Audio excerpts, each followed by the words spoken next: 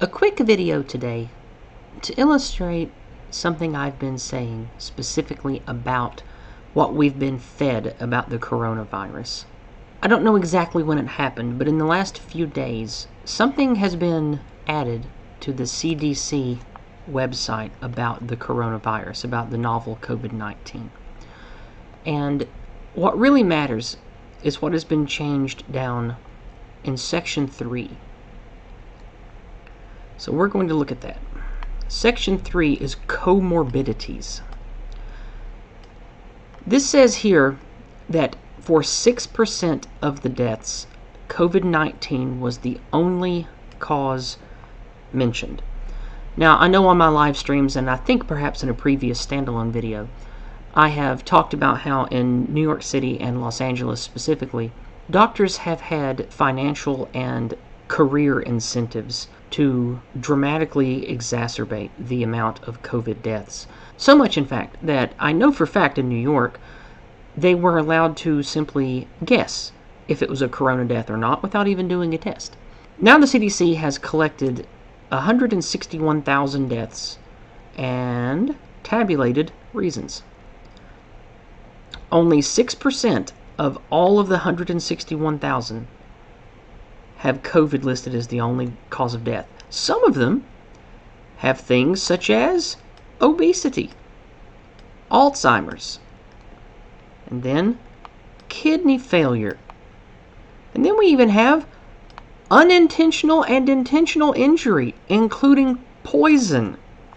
Now, I understand that a really bad flu or something like SARS can definitely kill an old or sick person when normally they would survive another underlying condition.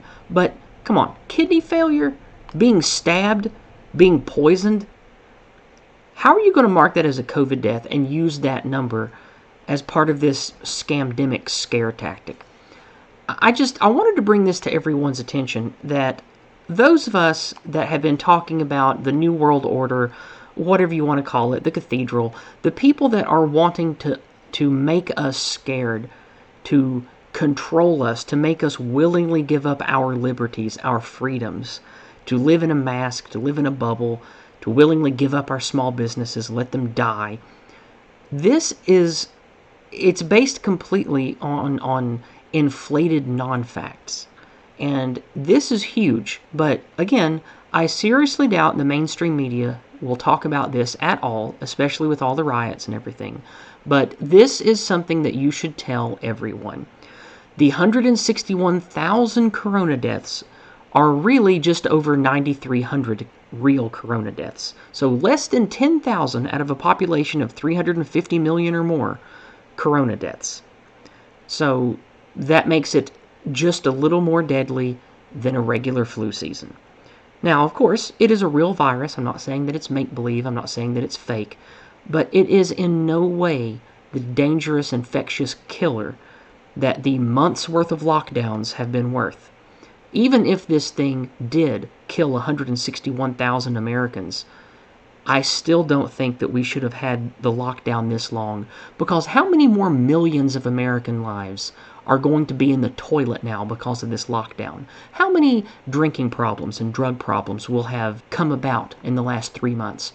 How many people are going to now have a noticeable loss of functionality or even loss of life because of necessary preventative screenings have not been possible? So keep that in mind.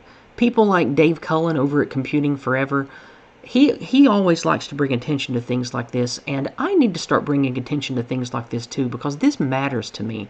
It matters to me that people know the truth, and you tell your friends and your family and your children the truth, and fight the lies, fight the gaslighting that's being forced on all of us.